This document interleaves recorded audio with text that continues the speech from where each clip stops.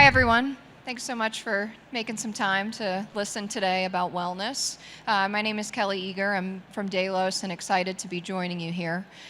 So today we're going to spend a little bit of time talking about wellness for the whole home. And wellness for the whole home can mean a lot of different things to a lot of different people, right? So we're going to try to unpack exactly what wellness means from a product, from a concept, from an implementation perspective. We think it's really important to start with this idea and this foundation of the market demand for healthier homes, and then to really talk through what some of the problems and the solutions for those respective items will be. So to get us going with that, the first thing we're going to cover is that market demand, so the need for healthier homes. And why is it that we're talking about this? You know, Delos as a company, we started about 10 years ago, and education has been a very important piece for us. But with the tens of things like COVID, with the awareness of wildfires, with some of the challenges that we've seen with water filtration in the world around us, it's becoming a lot more cognizant for many. It's a timely element. Customers are asking for this. Folks want to know that their homes can be taking care of them. And when we think about the course of our lives, really we often think of health as something that we're going to healthcare providers for. But the four walls and a roof that we're actually spending our time in can have a huge impact and a huge influence on that as well. And not just the decisions, not just the areas that we're spending time, but also the choices, the lives that folks are living in. Think about how much time you may spend on your devices, right? How much time are we on our computers, on our phones? How much time are we spending time inside instead of outside? And what's the quality of that environment? Today, we actually spend over 90% of our time indoors. That number may not be quite so surprising today, but it actually is something that hasn't changed too much over the last 4 or 5 years. That 90% has been pretty consistent for quite some time. And so again, that four walls and a roof, the walls that are around us, the lighting that's around us, the air quality, the water, the sleep environment, all of those things are having an influence on our physical well-being. And again, those customers that we have, they're asking for improvements. You can see that 76% believe that their homes are actually harming their health and well-being. And 66% believe that healthier homes could cut their annual medical expenses by as much as 40%. That's pretty drastic. And what's interesting, especially from a value prop perspective, is that 33% of people are willing to spend more, right? So you think about the decisions that homeowners are making. You think about whether it's granite countertops, whether it's the finishes within the home, whether it's the selections in the bathroom, etc. Health and wellness choices are becoming an important part of that conversation. We want to make sure that you're at the forefront of those choices. Now, outside of just demand, there's also corroboration that's happening with standards. You see it with the Well Building Standard, a few others here with Fitwel, Green Guard, etc. There's an awareness, there's a baseline of expectation that's starting to be expected with the homes that we're living in, with the spaces that we're spending our time. But unfortunately, even with all of that in place, all homes still aren't created equal. We see that environmental factors can actually negatively influence our health and well-being. And we want to take a holistic approach. We want to think about all the elements of the home whenever we can. We don't have to do everything at one time, but we want to think about them at some point to really make that impact, to make that influence. So let's talk about how we do that. Let's talk about some of the problems. Let's look at some examples of what the solutions could actually be. I'm going to dig in a little bit here across air, water, light, sleep, and comfort. And we'll talk about what some of the challenges are, how we can tackle some of these things in both new construction and renovation types of ways. So here you're seeing a vignette of a home, right? This is a typical type of cut through a house where you have your kitchen, kind of a dining space, bedroom type of area, and you're already seeing the wide array of touch points from a wellness perspective. We're seeing water filtration or water need already happening in our kitchen, whether it's our drinking water, whether it's our cooking water, even not shown here, but thinking about our shower, right? The softness that could happen with our hair, our skin, all of those things are very important to consider because contaminants, whether it's heavy metals, whether it's chlorine, those can all be present without us being visually aware of that. Air purification or air quality in general is another one, right? This is something we can't see. It's not necessarily visible to the naked eye. So whether it's our favorite four-legged friends running around with their pet dander, whether it's a couch that we brought in that we recently purchased, whether it's carpet, the paint selections that we have, poor ventilation possibly in the home, or even some of the tightness that we've built within the project, all of that is affecting the air quality within the space. Lighting starts to get a little bit more visual. This is where we can actually see some of the differences. We may or may not be aware of it, but the light color temperature that changes over the course of the day, if we're looking outside, that color's different. Inside, though, the window-to-wall ratio affects how much of that outdoor light we're actually letting in the space. And then when we think about the actual indoor, the interiors, the artificial light selections, whether it's downlights, whether it's architectural lighting, whether we're thinking about the color temperature, the color rendering index, again, all of that is having an influence on our body's circadian rhythm, on our sleep-wake cycles, on our productivity during the day, our cognitive functions, our metabolic functions, all of that's influenced. And then last but not least, the sleep environment. This is where we should spend a third of our lives. I'll get to a slide a little bit later that talks about how most of us don't actually do that. But this is a place that not just the quantity of sleep, but also the quality of sleep is really important. So think about the lighting that's in your bedroom. Think about the light trespass that may be coming in because we don't have blackout shades. Or think about the air quality within the space, the acoustics within the space. All of that is influencing that sleep environment. So let's zoom in a little bit. Let's talk about air. First, the problem, right? The sources of air pollution. Air pollutants come from outdoors, they also come from indoors. Whether it be traffic on the road, whether it be combustion, whether it be construction, wildfires, cigarette smoke. When we think about inside, it could be from cooking. Again, it could be from those pets that we have running around, hairspray that we might be getting ready with. All of that is making the indoor air quality actually worse than the outdoor air quality. Well, bear with me. So that indoor air quality could actually be 5 times worse than the outdoor air quality. Again, that's driven by the things indoors and outdoors, the tightness of the air quality, the tightness of the building and the space that we're in, and a lot of the choices that we're making. And so what does that mean when we talk about poor indoor air quality? What are we talking about? We're talking about air pollutants, right? The air quality has a variety of different analytes or pollutants that it's made up of. And those things have different impacts. So particulate matter is one of the more dangerous ones when we think about this. This can come from things like paint, can come from cooking.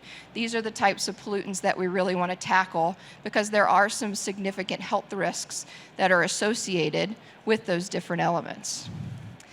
Then when we think about additional air pollutants, those can be volatile organic compounds or carbon dioxide. Now, not all volatile organic compounds are bad. Some are okay, right? You may think about like a lemon when you're cutting it, cooking, that's a TVOC, nothing wrong with that. But there are others that can be detrimental. And then carbon dioxide, that's a natural element that we're producing at all times. So think about over the course of that 7-8 hours of sleep that I hope you're getting. At that time, you're generating CO2. Your bedroom door is probably closed, probably have your windows closed, and there are high concentrations that can actually have effects of headaches, vertigo, and an inability to concentrate for different reasons. So what do we do, right? This sounds scary, but it doesn't have to be, because there are good, easy solutions out there to help us tackle these things. Here you can see a couple of examples of some air quality solutions. First, starting out with MERV and HEPA filters. You're probably familiar with these. These are the most common in the market. Any filter that's coming with a basic HVAC system typically has some level of MERV filtration. Now that MERV rating can range from 1 to 16, and we want that to be more on the higher end. But when that number gets higher, also keep in mind that that pressure drop sometimes with the HVAC can become more challenging. That's something that we have to be cognizant of. Now, a couple of other options for those that may have issues with pressure drop or challenges with the MERV or the HEPA are activated carbon filters. So again, this is another great solution. These are often done still in duct, but could be bypass solutions. So instead of that inline system, instead of tackling that potential for pressure drop, this is actually something that can be ducted as a bypass solution on the return or the supply side and still be able to filter that technology. And then last but not least, this goes beyond just the filtration. This gets more into the monitoring and the awareness. So indoor air quality sensors can be placed throughout the home. These can measure things like the particulate matter, the VOCs, the carbon dioxide, all those different elements that we're talking about. And they can help the homeowner be more educated, be more aware of the fact of what is the environment. We've had some customers who've shared some stories with us about, they had sensors put in their home and they started to see trends. They had a cleaner come in on Tuesdays, and on Tuesday every time they would see a spike, and they realized that the cleaning materials, the cleaning products that the cleaners were actually using had off-gassing properties. So they actually asked them to change them out. So there are active things that we can start to do once we become more educated of what's happening within the home. Now, the next thing we're going to talk a little bit more about, we're going to zoom into water. Our bodies, you may or may not often realize, but we're made up of over 60% of water. So this is something that's pretty important for us. And tap water, something that we need, right? Something that we're using for cooking, something that some of us are drinking from, that often has those heavy metals, it has that bacteria. Even when our filtration technology is meeting the needs of HEPA or meeting the needs of EPA, meeting those base level standards, we find that whether it's the last 10 feet of plumbing, whether it's different things that may be placed into the water after systems are put in place, those human interventions, those can cause contaminants within that drinking water that we have.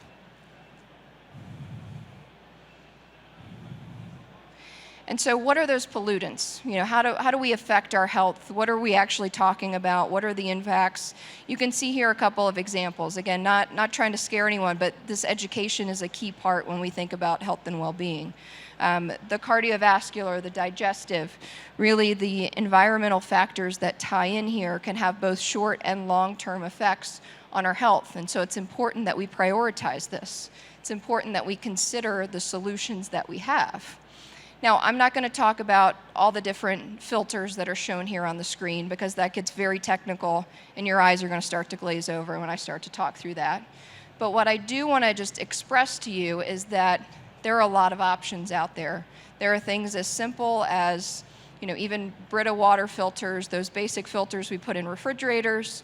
There are things like point of use water filtration that starts to get more into dedicated filtration at the tap. Right, so that place where we're getting our water for cooking, that place where we're drinking from, that can either be purified at dedicated spigot, or it can be in line, right? So something as simple as on the cold water side, adding a water filter there, and being able to have that purified water. And then we can do things more advanced. We can do point of entry types of water filtration. And point of entry can be something as small as a single tank that sits in the garage, takes up a very minor footprint, or it can be something much more robust that can be a multi-stage system that starts to get into covering multiple parts of filtration like you're seeing here. So it can cover both that activated carbon as well as water softening, as well as ultrafiltration. And so those technologies are out in the market, they're available.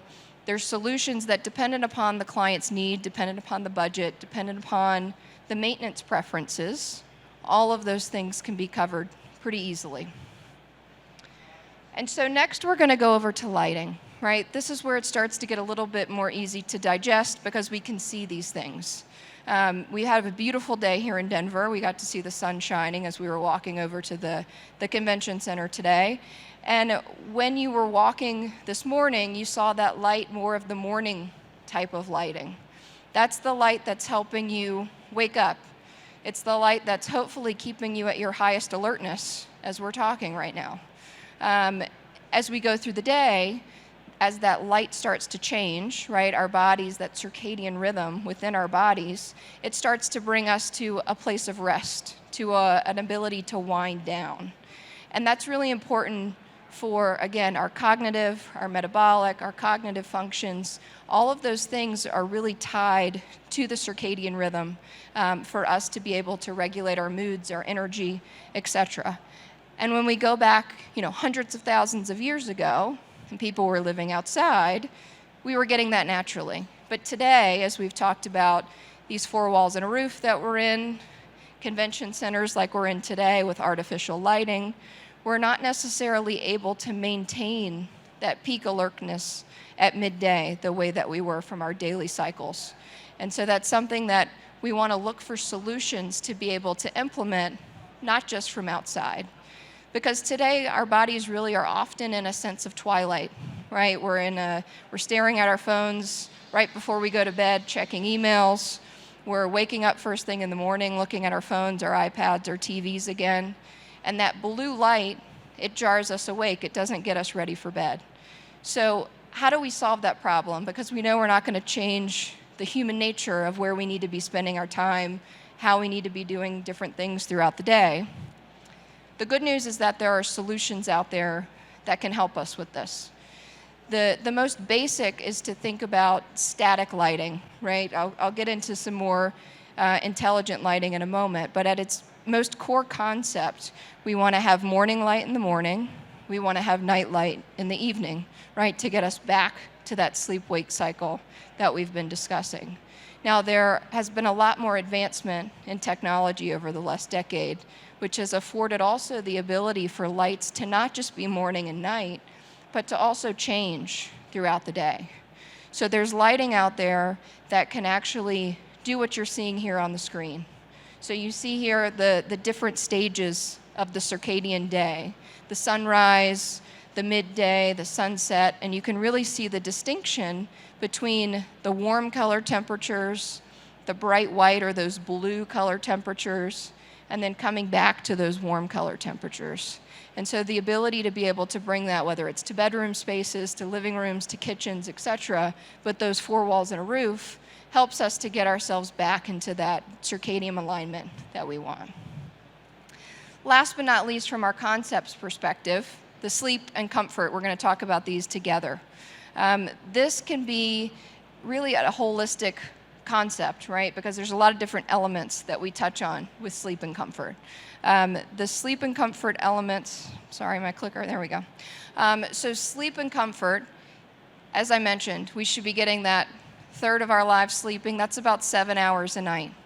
The importance here is that a healthy sleep cycle helps rejuvenate us. It helps restore our levels. It helps bring us back to that, threshold where we're able to operate properly, where we're able to be most productive, where we're able to optimize ourselves. Now, if we're not getting that sleep, as 35% often are not, and that number may even be higher, we have sleep problems that are associated with cardiovascular disease, high blood pressure, obesity, diabetes, and it's not just the quantity of sleep, but it's also the quality, right? So are we actually in dark spaces while we're sleeping? Are we actually allowing ourselves, our bodies to rest? And what does that mean? What's the positive, right? What's the target that we have with the sleep environment? Here you can see a couple things that are very key. One is lighting. Now, lighting is the lighting during the day that we were just talking about, making sure our bodies are ready for that restfulness. But lighting is also making sure that we're not allowing light to come in while we're sleeping. So those shades that are on the window, those blackout shades, we want to make sure those are pulled. We want to make sure that we don't have night lights that might be blue light. We want those to be warmer types of color temperatures if we have night light in the space. And then temperature is another one. You might actually be surprised that despite the fact that you set an alarm clock for noise, temperature is one of the things that really wakes you up. So if you've ever woken up in the middle of the night in a sweat, it's because your body temperature was rising and that made your body jar, that made you wake up. So it's recommended that over the course of the evening that you actually lower the temperature within the space by a couple of degrees. And that helps you have that best sleep that you possibly can. And then air quality. Again, we want to make sure that the air quality within the space is at a level that is within a safe threshold. So if possible, bringing in things like biophilia or plants within our bedroom space to help combat some of that CO2 level that we know is going to be rising. That's a great way to do so. To make sure that we are considering the ventilation within the space, to make sure that we consider the air quality within the space, the filtration, etc. And to go a little bit broader outside of just the lighting, temperature, and the air quality with sleep, we're also going to look at the other sleep and comfort components that can be good solutions. So white noise is a great one to consider. Mattress, right? The actual place that you're putting your head, your body for those 7 hours of sleep. The thermal comfort regulation, as we've been talking about. Blackout shades and blinds, again, making sure we're keeping that light trespass out. And then green walls, or that biophilia, the nature, to be able to bring that inside. So I've thrown a lot of concepts out at you. Let's look at an example. I think case studies always make this a little bit more tangible, make this a little bit more realistic to actually kind of digest what it is that we're talking about here. Here you can see some of that sensor technology, right? So I talked about indoor air quality sensors before and the ability to be able to monitor, to be aware, to understand the conditions within the space. This is showing an example of sensors throughout the home. So you can see a sensor located in each space, bedrooms, living rooms, kitchen, dining room. This is just one floor of 3 floors with this particular project. And the recommended location for these, dependent upon the sensor, usually is within breathing height, right? We want to be able to collect that data where a person is breathing. Aesthetics, of course, come into play. So we also want to think about, if we can't do that, there are alternatives for ceiling locations that can always be implemented. And what the heck does this look like, right? What's the form factor? There are a few options. These are just going to be 2 of many that exist out in the market, but these are things that can be installed within the project. This is a surface-mounted sensor. It has options for power and Ethernet requirement or simply PoE connection. Could also speak over Wi-Fi. Again, something that's not too large, usually in that breathing height type of zone is the recommendation. Compared to the other option, which is a recessed solution. So this is where we get a little bit more elegant in trying to make things disappear. We know that people don't want to see these things. So this could go next to keypads, could be in line with switches, etc. And the modules for the sensors fit within a double gang back box, easily disappear. We've got air coming in, air coming out. And again, this is measuring things like particulate matter 2.5 and 10, TVOCs, carbon dioxide, really giving that education for the homeowner to understand what's going on. Now, next we're going to look at an example for air purification. So this is actually showing that bypass solution that I was describing in the earlier section. And you can see that the units here are actually located on the rooftop. And so there are systems that are on the return side that are purifying the air after it gets heated, or as it comes in before it gets heated and cooled. And then there's also units that are on the outtake, right? So before the air comes in, this particular project had fresh air that was being brought into the project, which is always wonderful to see. And so we were also purifying 100% of the air before that went into the actual space. And so on the return side with the bypass, you're able to do 40% of the air quality over time. And as that continues to transition, that 40% becomes more and more. Now, the other one I'm going to show here is the induct solution. So this induct solution is something that can simply be in line with your HVAC system. So very easy to implement, often on the return, could be on the supply side. This gets more into things like the HEPA filtration or the MERV 16. And again, you can see this is something that as long as we have room for clearance for maintenance, that this is a pretty simple technology, simply requires power. Water purification, this is the large size that we're giving here, right? So I talked about some of the simpler options that make life easy as far as maintenance, footprint, et cetera, but also wanted to show you kind of what some of those more robust water technologies could be. And you can see here, this is actually a granular activated carbon along with a scale reduction, so tackling some of those hard water conditions, as well as some of the carbon concerns with water filtration. It's got redundancy built in. You've got multiple tanks there in a row, so if one's offline cleaning, you still have others that are online to make sure we have that water pressure that we would expect for the home. And then it also includes an ultrafiltration to get down to those microscopic types of water filtering capabilities, really for that purified drinking water at all locations throughout the house. So typically power, drain lines are required. Dependent upon the solution, some of these are also smart, so there may be an Ethernet capability or requirement with them. And here you can see some photos of what those different point of entry solutions could be. So the far left is showing that one-stage filtration. This is more of that submicron with the activated carbon. All the way to the right, we're showing more of that three-stage filtration, which again gets more into that 20 to 40 gallons per minute, really for those larger types of projects that we want to solve for.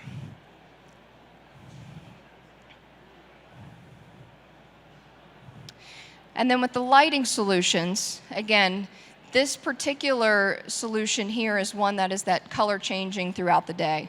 So we talked about morning, we talked about evening. Where do we put these, right? Do we need a circadian light in every room? Probably not, right? But we do need them in the core areas where we're spending our time. And in this particular project, we had downlights, we had cove lighting to be able to do indirect lighting. And those areas were really located through all the core spaces. And on the outside of the home, we excluded the circadian lighting because there was no need for that with the sun that was already going to be there. And just wanted to show you all a lighting study of how we made those selections. So here you can see a person sleeping, the pillow area where they're laying. This particular study is considering how the circadian lighting above the bed, does it have sufficient light, and how that also factors in with and without natural lighting. So we want to make sure that we're considering glare at the pillow area for people as well. Because these lights do have the capability to also do wake-up sequences, right? So this can get much more advanced.